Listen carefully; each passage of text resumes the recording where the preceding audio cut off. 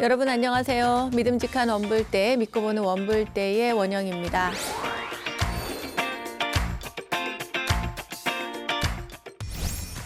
부처님께서 사위성 기원정사에 계실 때의 일인데요. 어느 날 부처님께서는 제자들에게 설산에 있는 아주 큰 나무를 비유로 들어서 5가지 바른 신행에 대해서 가르치셨습니다. 그 내용은 다음과 같습니다. 설산에 가면 그 산의 의지에 자라는 크고 높고 넓은 나무가 있다. 그 나무는 5가지가 훌륭하다. 어떤 것이 그 5가지인가? 첫째는 뿌리가 깊어 흔들리지 않으며, 둘째는 껍질이 매우 두꺼우며, 셋째는 가지가 멀리까지 뻗쳐 있으며, 넷째는 그늘지지 않는 곳이 없으며, 다섯째는 잎이 매우 무성한 것이다.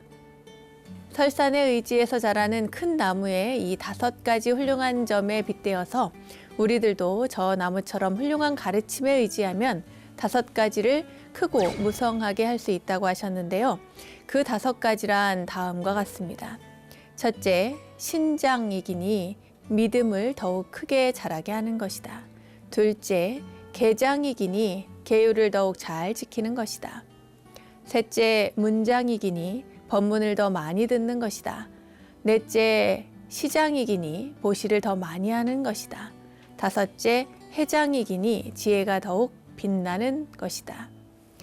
이것이 선남자 선여인이 바르게 신행하는 5가지의 길이다라고 하셨습니다.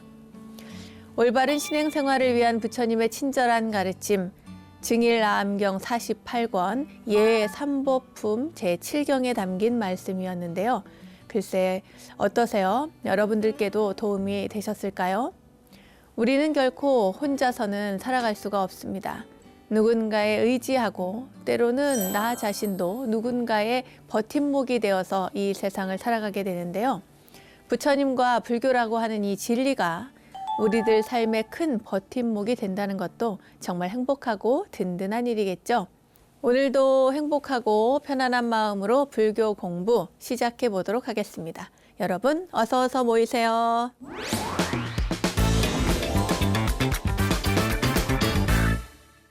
원영스님의 불교 대백과 실전편 첫 순서는 알고 보면 약이 되는 수많은 불교 이야기들과 불교 지식을 내한해 원불대 지식 플레이 순서입니다.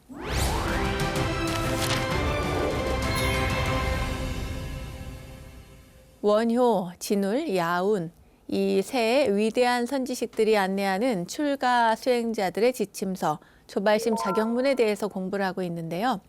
스님들을 위한 경전이기 때문에 어록이기 때문에 어디서도 쉽게 들을 수가 없다면서 많은 분들이 좋아해 주고 계십니다.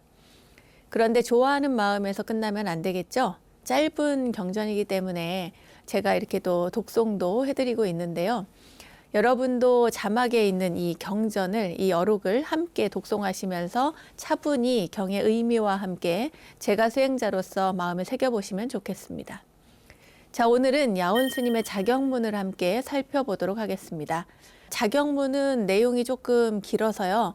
바로 본문으로 들어갈까 하는데 이거 한 가지만 분명히 하고 넘어가겠습니다. 자경이라고 하는 것은 스스로 경책하는 글입니다.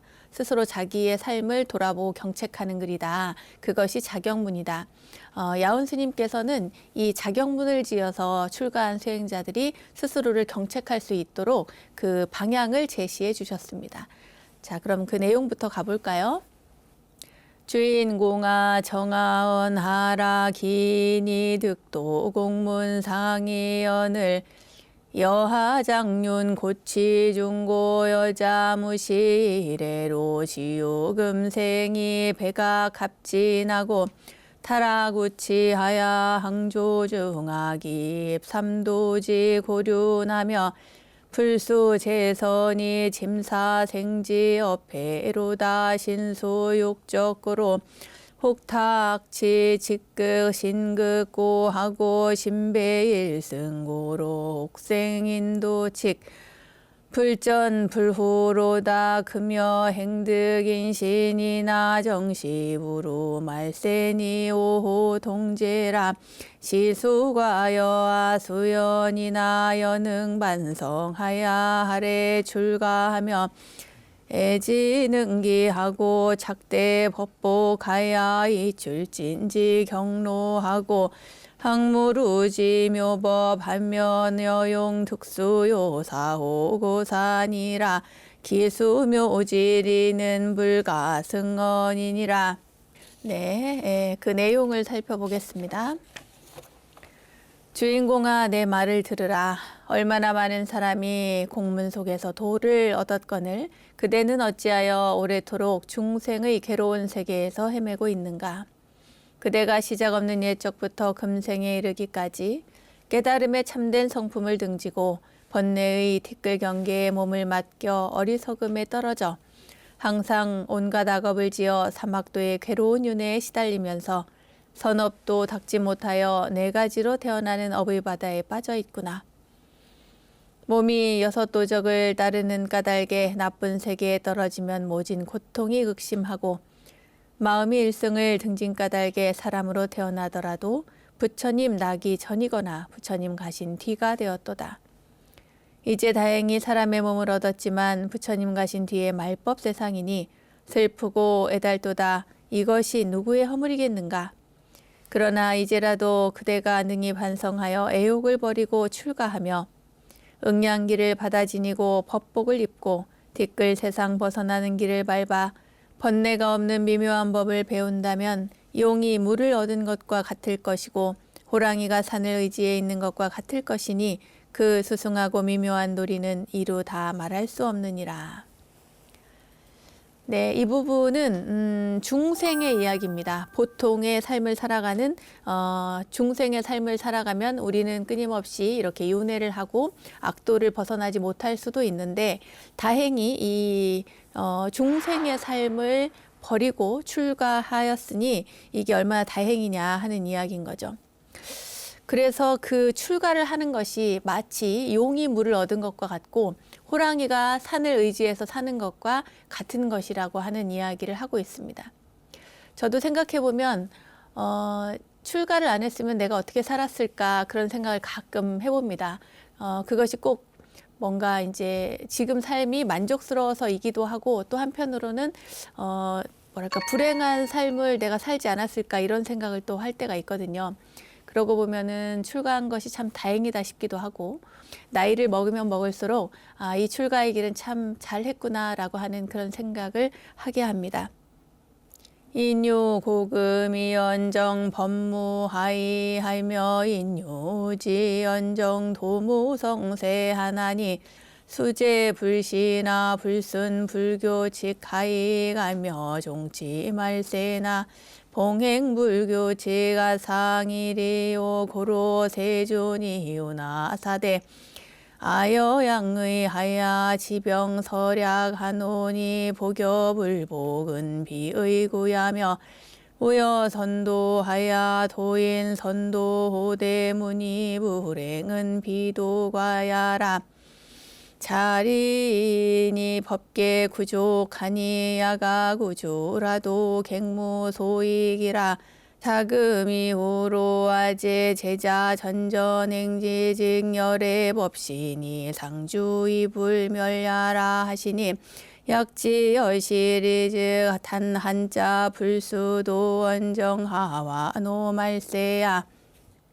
사람에게는 예와 이제가 있을지언정 법에는 멀고 가까움이 없으며 사람에게는 어리석음과 지혜로움이 있을지언정 도에는 성하고 세함이 없나니 비록 부처님 당시에 있었다 할지라도 부처님의 가르침을 따르지 아니하면 무슨 이익이 있으며 아무리 말법 세상을 만났다 하더라도 부처님 교훈을 받들어 행한다면 무엇이 해로우리요. 그러므로 부처님께서 말씀하시기를 나는 훌륭한 의사와 같아서 병에 따라 약을 주나니 먹고 먹지 않는 것은 의사의 허물이 아니며 나는 또 훌륭한 길잡이와 같아서 사람을 좋은 길로 인도하나니 듣고서 가지 아니하는 것은 인도하는 사람의 허물이 아니니라. 자기도 이롭게 하고 남도 이롭게 하는 법이 원래 다 갖추어져 있으니 내가 오래 세상에 머물러 있다 할지라도 다시 더 이익될 것이 없느니라. 이제부터 나의 제자들이 이 법을 꾸준히 행해가면 부처님의 법신이 언제나 남아 없어지지 않으리라 하셨다. 만일 이러한 이치를 알면 다만 스스로 도를 닦지 아니함을 한탄할지언정 어찌 말세에 태어난 것을 근심하랴. 네, 이 부분은 부처님에 관한 이야기죠. 네, 부처님은 의사와도 같고 또 길을 안내하는 사람도 같다. 의사와 같다는 것은 의사들은 병이 든 환자가 찾아오면 이렇게 진료를 해주고 처방을 해주잖아요. 약을 처방해주고 어떻게 하면 낫습니다라고 하고 알려주는데 그 처방받은 환자가 그 의사의 말을 듣고 또 듣지 않고 하는 것은 본인의 선택이라는 겁니다.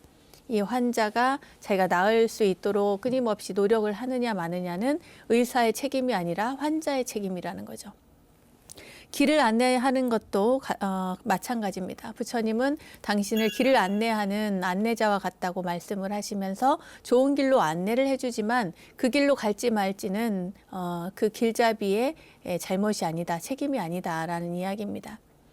불교를 알고 진리를 알고 이 세상을 어떻게 살아가야 할지 그것에 대해서 부지런히 또 열심히 알려고 하는 사람이 있는 반면에 가르쳐 주어도 그것을 선택하지 않고 공부를 하지 않고 정진하지 않는 사람이 있습니다. 그건 모두 본인의 책임이 아닐까 그런 생각을 해봅니다.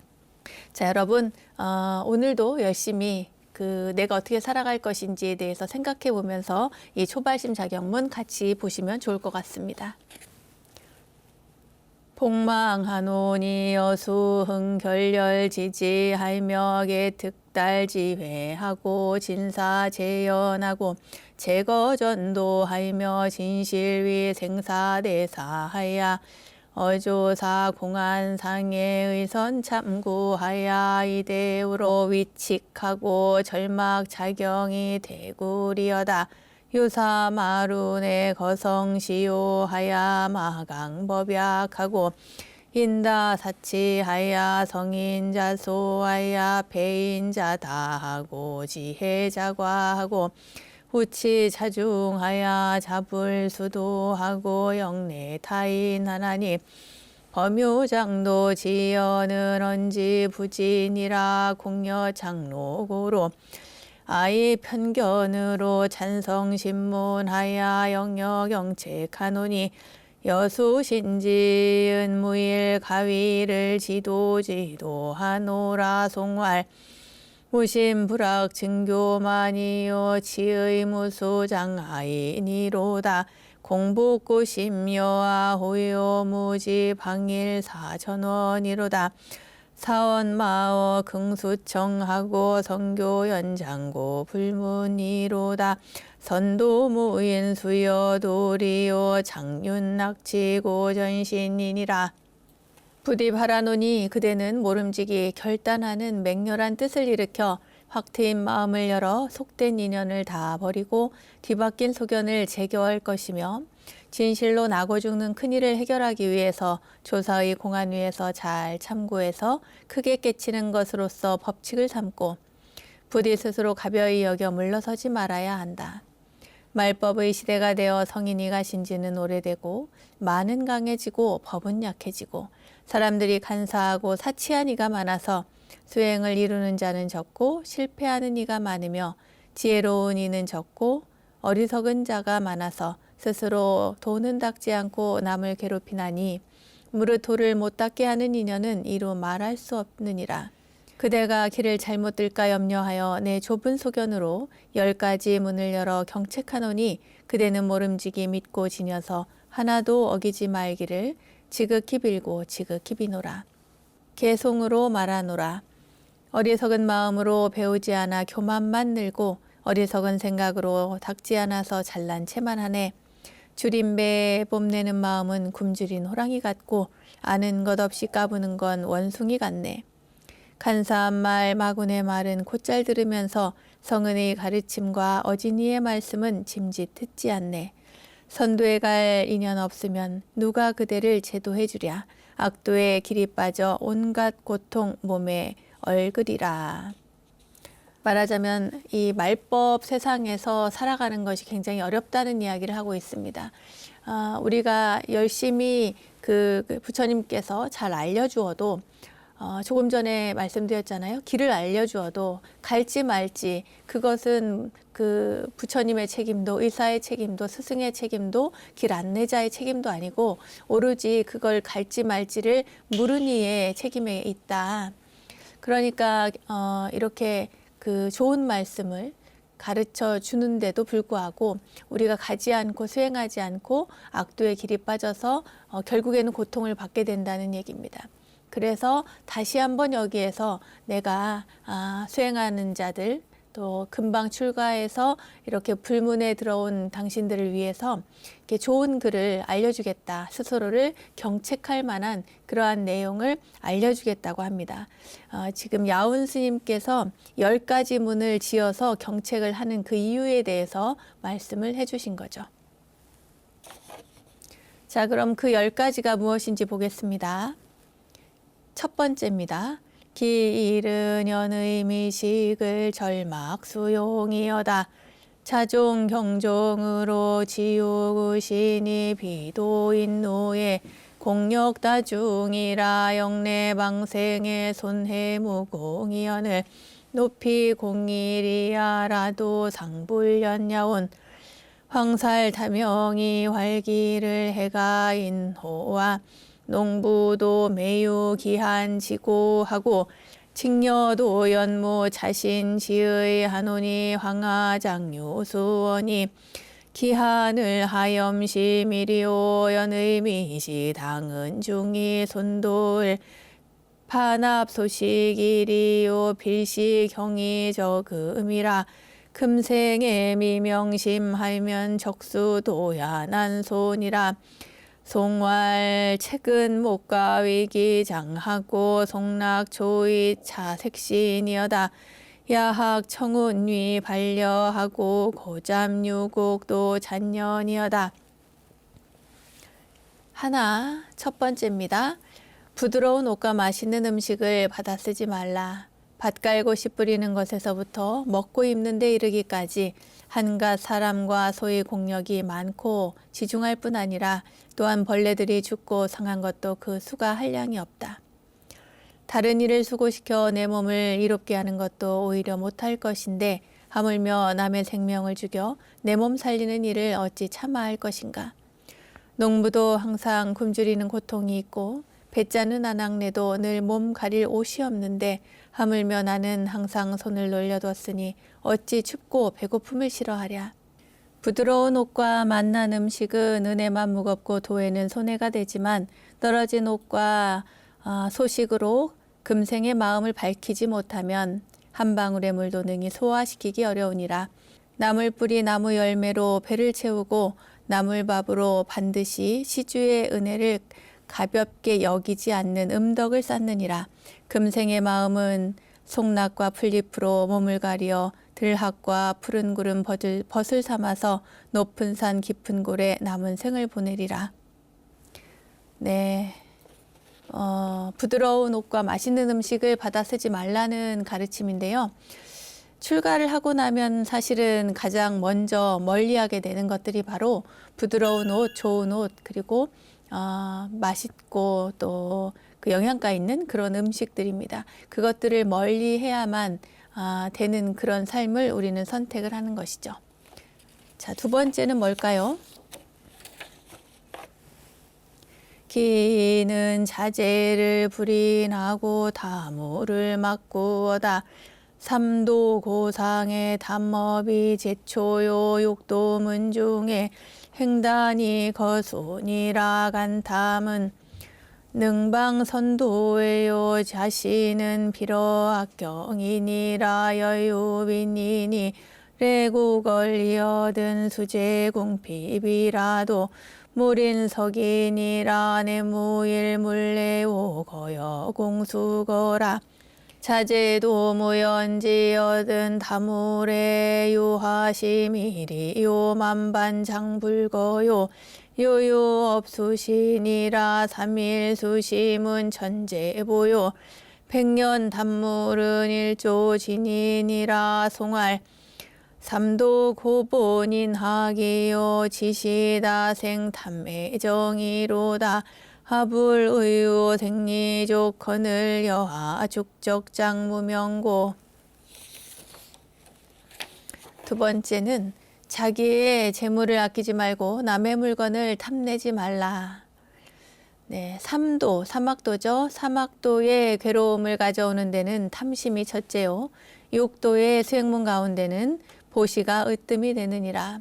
아끼고 탐하는 마음은 착한 길을 막고 자비로 보시하는 행위 반드시 악한 길을 막느니라. 만일 가난한 사람이 와서 구걸하거든 비록 넉넉지 못하더라도 아끼지 말라. 올 때도 한 물건 가져온 것이 없으며 갈 때도 또한 빈손이니라. 자기 물건에도 생각이 없거늘 남의 물건에 무슨 욕심을 부리리요. 이 몸이 죽을 때 아무것도 가져가지 못하고 오직 지은 엄만 나를 따를 뿐이니라. 사흘 동안 닦은 마음은 천년의 보배가 되고 100년 동안 탐한 물건은 하루아침에 티끌이 되고 마느니라. 개송으로 말하노라.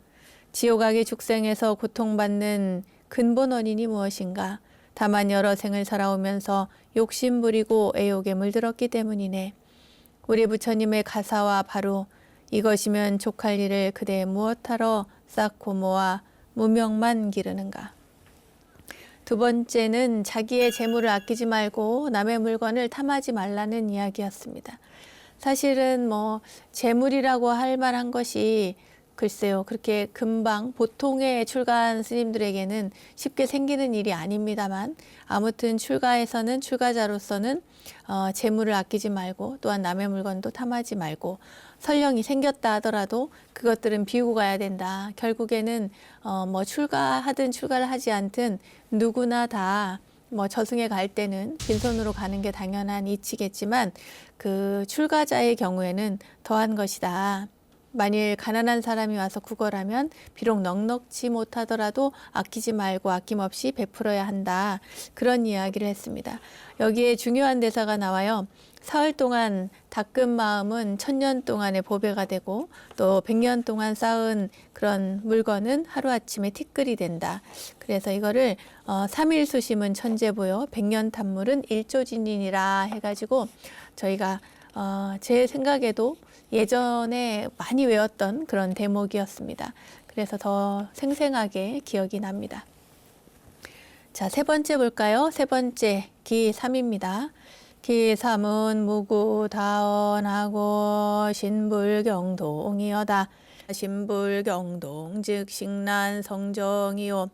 구무다언 즉 전후 성해니라. 질상은 이언이요 진리는 비동이라. 구시 화문이니 빌가엄수하고 신내제본이니 불응경동이니라. 삭비지조는 호류람망지양이요 경보지수는 비무상전지환이라. 고로세존이주설사노대용년을 차부동하시고 달마거 소리마사구세를 묵무원하시니 후래 참선자가 하불의 고종이리요 송활 신심바정원무동하고 목자모함절왕래여다. 적정요요 무일사하고 단간신불 자기의여다. 셋, 말을 많이 하지 말고 몸을 가벼이 움직이지 말라. 몸을 가벼이 움직이지 않으면 산란을 씌어 선정을 이루게 되고 말이 적으면 어리석음을 돌려 지혜를 이루리라. 실상은 말을 여의었고 참된 이치는 움직이지 않느니라. 입은 화의 문이니 반드시 엄격히 지켜야 하고 몸은 재앙의 근본이니 가벼이 움직이지 말라. 자주 나는 새는 그물에 걸릴 위험이 있고 가벼이 날뛰는 짐승은 화살 맞을 재앙이 없지 않느니라. 그러므로 세존께서 설산에서 6년 동안 앉아서 움직이지 아니하셨고 달마조사도 소림굴에서 9년을 말없이 지내셨으니 후세에 참선하는 이가 어찌 옛 자치를 거울 삼지 않겠는가. 개송으로 말하노라. 몸과 마음이 정에 들어 움직이지 말고 묵묵히 띠로 엮은 암자에 앉아 왕래를 끊으라. 고요하고 고요해서 아무 일도 없이 마음의 부처를 찾아 귀의할지어다. 네, 세 번째는 말을 많이 하지 말고 몸을 가벼이 움직이지 말라는 그런 경계였는데요. 사실은 말을 하지 않는다는 것, 또 몸을 가벼이 움직이지 말라는 것, 이것은 정말 수행자에게 필요한 일인 것 같습니다. 왜냐하면 좀 묵묵해야 되고 또 고요한 가운데서 자신을 잘 찾고 관찰하고 또 화두를 들거나 마음을 잘 관찰할 수 있는 그런 상태로 만드는 것이 일단은 말을 줄이는 거거든요. 그리고 몸을 가벼이 움직이지 말고 여기 밑에 개송해 보면은 몸과 마음이 정에 들어서 움직이지 말고 묵묵히 이제 어떤 그 띠로 엮은 암자라는 것이 이제 그 초가집 같은 걸 말하거든요. 산속 깊은 곳에 초가집을 지어놓고 그곳에 머물면서 세상과 동떨어져서 고요하게 앉아서 수행 정진하라는 그런 이야기입니다. 그러니까 단적으로 얘기하면은 저처럼 이렇게 방송을 하러 다닌다거나 시내에 막 돌아다닌다거나 이렇게 하면은 자기 수행에는 별 도움이 안 된다는 거죠. 특히나 이제 막 출가한 사람들에게 있어서는 이것이 굉장히 중요한 일이어서 사찰 밖으로 자꾸 나간다거나 괜히 일 없이 밖을 돌아다닌다거나 하는 것들은 삼가라고 하는 그런 야운 스님의 가르침이었습니다. 여기가 바로 자경문의 세 번째 경책이었고요. 그 다음 네 번째. 자, 네 번째는 어떤 경책의 글일까요? 기사는 단친 선우하고 막결사붕하라. 조지장식의 필태 기림이 오인지구하게 내선사우니 택림 목즉 기지안하고 선사우즉 기하게 하고 고로 승사선우를 여부모하고 왕리원우를 사원간이라. 항무오봉지계연이 붕괴초우지모리오 송리지갈은 직용전심이요 모중지목은 미면삼척이니 무량소배는 빈빈달하고 득의 고류는 삭삭진이여다. 송왈주지 경행수선우하고 신심결택거 형진이여다. 형진 소진 동전노하고 존보분리 두조관하리라.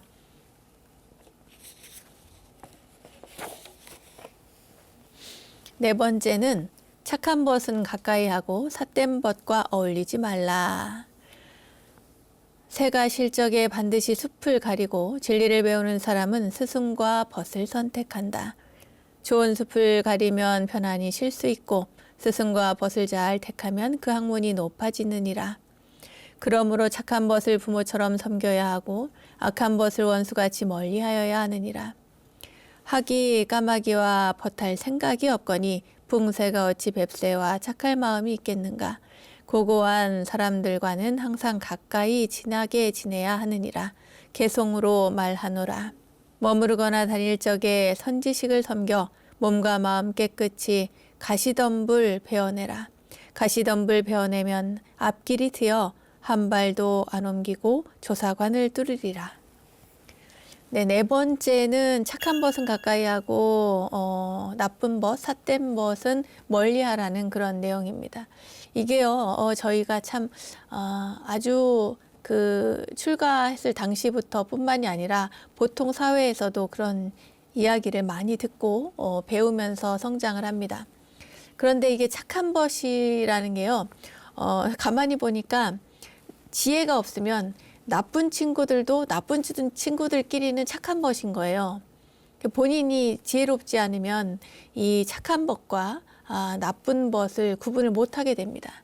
그러니까 지혜롭게 잘 선택을 해서 착한 일을 가까이 하고 그리고 내 삶을 조금 더 좋은 방향으로 이끌 수 있는 그러한 벗을 가까이 해야 된다는 거죠. 스승도 마찬가지입니다. 잘못된 길로 이끄는 사람을 스승이라고 하지는 않을 것 같지만 그래도 또 나쁜 사람들도 나쁜 스승님이라는 게 있잖아요. 그런 것처럼 좋은 일, 좋은 업을 쌓고 또 부처님의 가르침처럼 성인의 가르침을 따라서 살아갈 수 있도록 이끌어 주시는 그러한 스승님, 그런 스승을 가까이 할 필요가 있다. 그것을 비유해서 그 새가 그 숲을 가리는 것과 마찬가지로 그렇게 진리를 배우는 사람은 스승과 벗을 선택한다는 그런 비유를 들었습니다. 그러니까 새도 자기들 무리가 이렇게 머무는 곳이 있잖아요. 그런 무리들이 머무는 것처럼 좋은 벗을 가까이 하면 좋은 벗들이 모이고 또 악한 벗을 가까이 하면 또 악한 벗들만 이렇게 무리를 지어서 다니게 되는 그런 현상이 나타납니다. 결국에는 그 모든 것이 나에게 큰 영향을 끼치고 있기 때문에 항상 벗을 가리는 것, 스승을 가리는 것은 굉장히 중요한 일이다. 이렇게 말씀드릴 수 있겠습니다. 기오는 제3경회의 불허수면이 여다 광겁장도는 수마막대니 이육시 중에 성성기의 불매하며 사위의 내에 밀밀회강이 자간하라 일생을 공과하면 만겁의 주안이니 무상은 잘나라 내일 일리 경포요 인명은 수요라 실시시 불본이라 양미투조간인된 여한 수면이리요 송활 수사운농시모람하니 행인도 차진 미정이로다 개중염치모리하면 운자무형을 자명하리라.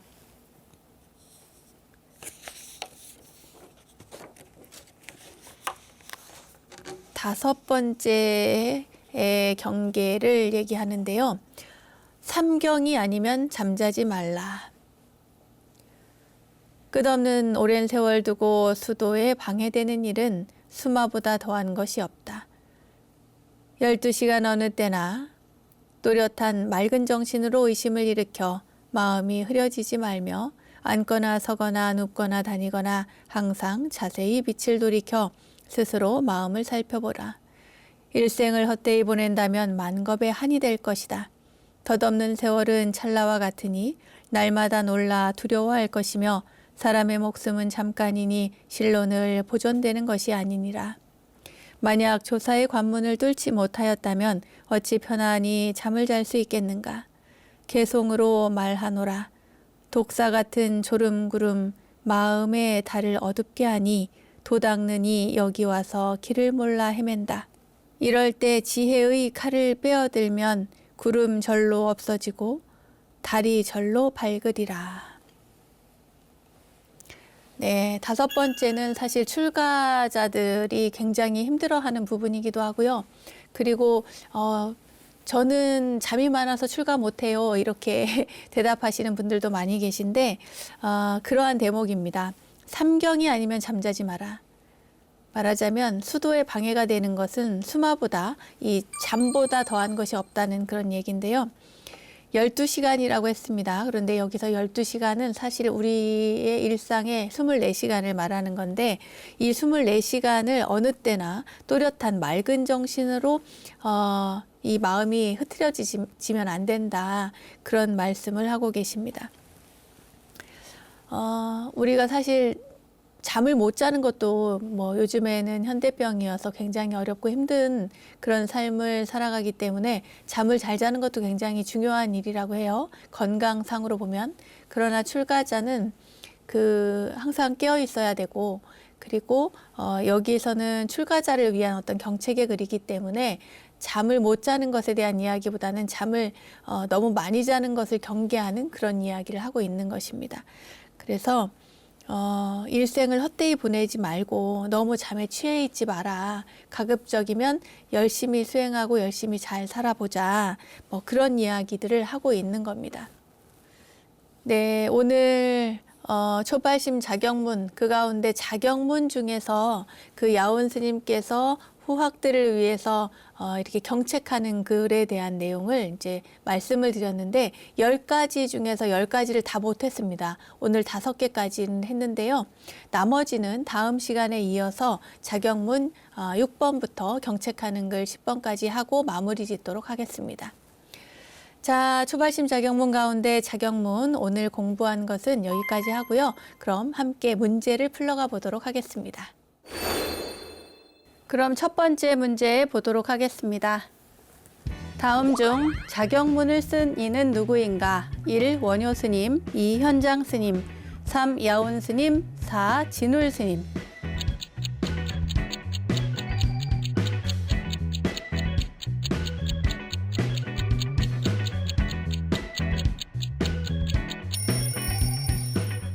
정답은 야온 스님이죠. 야온 스님의 자경문 이렇게 딱 외우시면 됩니다. 야온 스님의 자경문. 자, 원효 스님은 뭘 썼죠? 원효 스님은 발심 수행장. 그리고 여기 기호 4번에 나오는 진울 스님. 진울 스님은 뭐 썼습니까? 진울 스님은 초심, 개초심 학인문을 쓰셨죠. 그래서 초발심 자경문은 이렇게 저자가 3분입니다. 진울 스님, 원효 스님, 야온 스님 이렇게 3분이시죠. 그리고 현장 스님 같은 경우에는 초발심 자경문하고는 전혀 관계가 없는 분이신데 이분은 어떤 분이냐면 역경 사업에 주로 일을 하신 분입니다. 역경 작업. 그래서 많은 경전들을 번역하신 분입니다. 자, 다음 문제 보겠습니다. 다음 중 3도가 아닌 것은 1. 지옥, 2. 인간, 3. 아기, 4. 축생.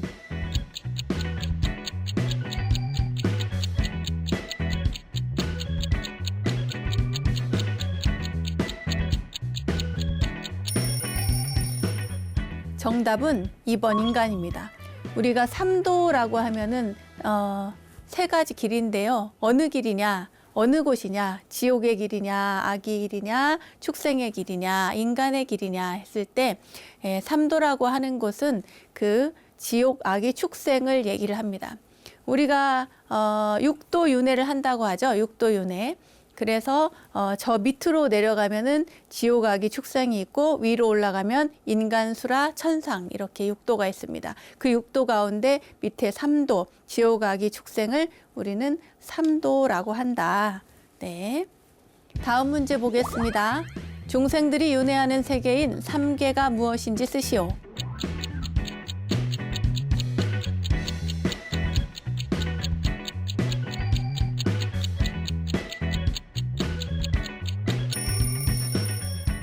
정답은 욕계, 색계, 무색계입니다. 3계. 이 3계는 여러분 정말 많이 나옵니다. 불교 공부하는 입장에서 보면은 이 3계라고 하는 곳이 그냥 뭐 초기 불교에도 나오고 대승불교에도 나오고 선불교에도 나오고 시도 때도 없이 중생들이 윤회하는 세계니까요. 이 3계가 무엇인가 했을 때 금방 답이 나오셔야 됩니다. 욕계, 색계, 무색계. 욕계는 욕망의 세계입니다. 하고자 할 욕자, 탐욕의 세계, 욕망이 있는 것이죠. 색계는 욕망이 많이 줄어든, 떨어져 있는 그런 거죠. 그러니까 욕계, 색계, 무색계에서 이제 색이 있고 형상이 있고 없고의 차이인데요. 이것은 이제 훨씬 더 이제 높은 세계를 이야기를 합니다. 그래서 색이 있는 형상이 있는 그런 세계이긴 한데 이 욕계하고는 굉장히 많은 차원이 다른 그런 세계인 거죠. 욕계에서는 탐심, 성냄, 수많은 욕망들, 어리석음들 이런 것들이 가득 찬 그러한 중생의 세계라고 한다면 색계는 그러한 세상, 어떤 형상은 그래도 많이 떨어져 나갔지만 그렇다고 해서 아예 없는 것이 아니고 형상이 있기는 있고 정신적인 활동이 여기는 육체적인 어떤 욕망이 강하다고 한다면 이 색계에서는 정신적인 어떤 욕망들이 아직 남아있는 그런 세계를 이야기를 하고 이 무색계는 훨씬 더 차원이 높아져서 형상은 없고 그리고 욕망도 많이 떨어져 나간 그런 세계입니다. 그러니까 욕계는 욕망이 가득한 세계이고 무색계는 욕망이 없는, 그러니까 순수하게 정신적인 측면만이 강조된 순수한 어떤 정신적인 활동이 가능한 그러한 세계를 무색계라고 할 수 있겠습니다. 그래서 욕계는 그냥 저기 지옥, 악이 축생, 수라, 인간, 천상 이렇게 해서 쭉 거기서부터 천상에 이르기까지, 사실 천상의 세계도 이 욕계의 세계에 들어갑니다. 어디까지? 육천까지. 6개의 하늘까지 들어가고요. 그 다음에 새끼는 저 위에 18천까지 올라갑니다. 네. 그 이후에 바로 무색계가 이어지는데요. 그러니까 육체적인 활동이 강한, 어떤 욕망이 강한 세계와 정신적인 활동이 강한 세계다, 이렇게 구분을 하면 되겠습니다. 오늘 자경문에 대해서 공부하고 또 질문도 풀어봤는데요. 오늘 공부는 여기까지 하겠습니다.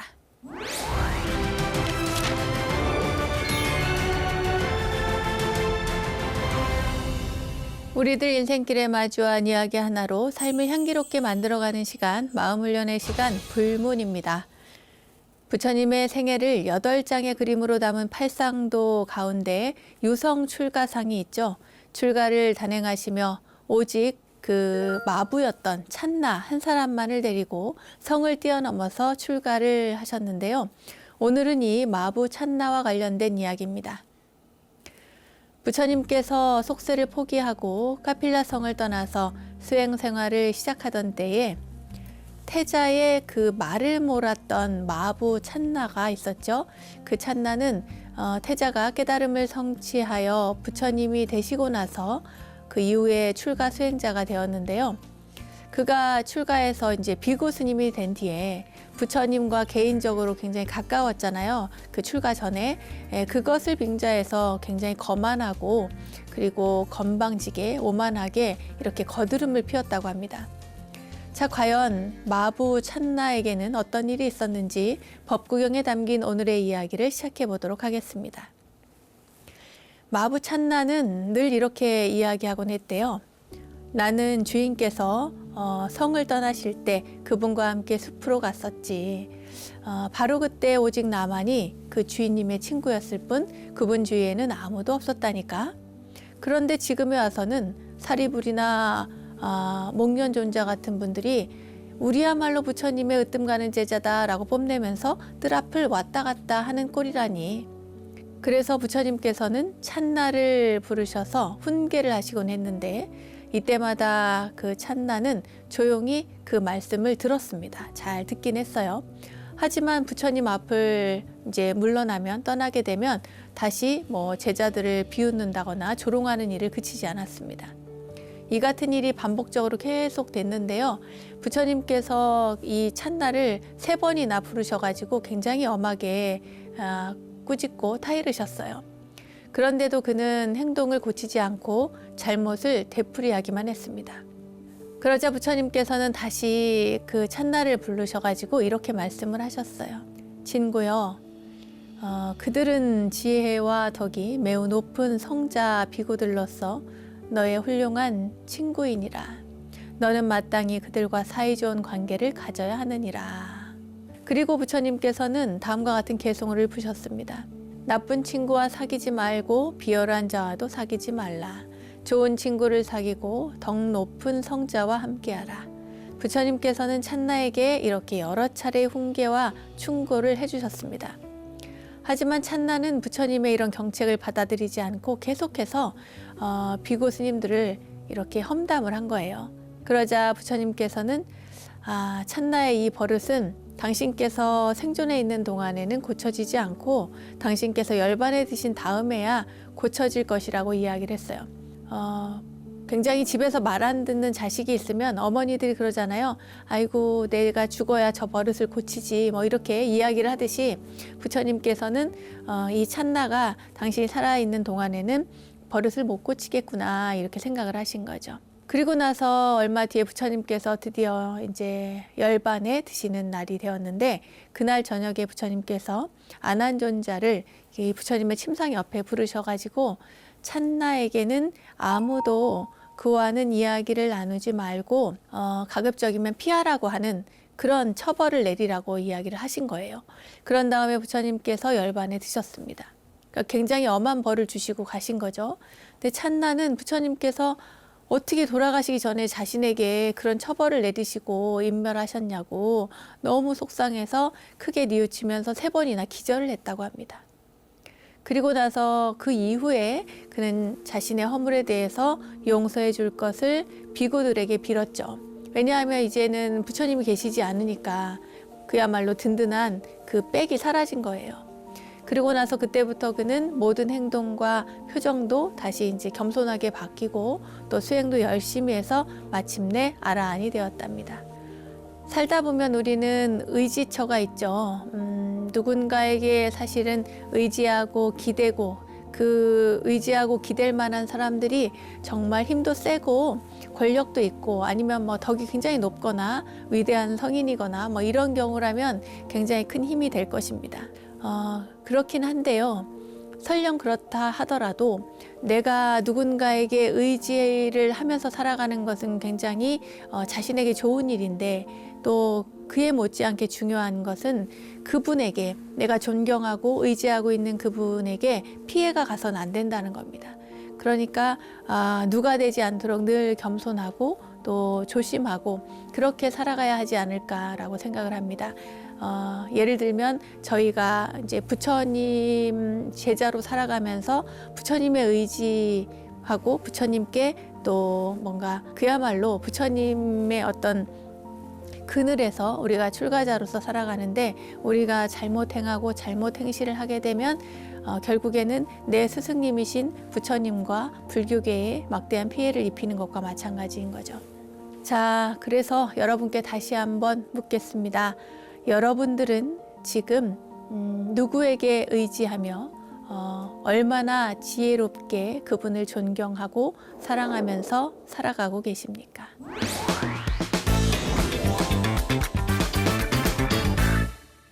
부처님의 가르침을 실생활에 적용할 수 있도록 친절하게 설명해 드리고 있는 원영 스님의 불교 대백과 오늘은 수행자 필수 코스 1단계라는 주제로 초발심 자격문 가운데 자격문에 대해서 공부를 해봤고요. 법구경에 담긴 부처님의 마부였던 찬나 비구의 이야기도 전해드렸습니다. 삶의 지혜가 가득한 시간 원불대 오늘은 여기까지입니다. 원불대와 함께 불교 공부는 물론 삶의 지혜를 찾는 시간 만들어 가시기 바라고요. 공부하는 원불대, 수행하는 원불대 다음 시간에 또 만나요. 감사합니다.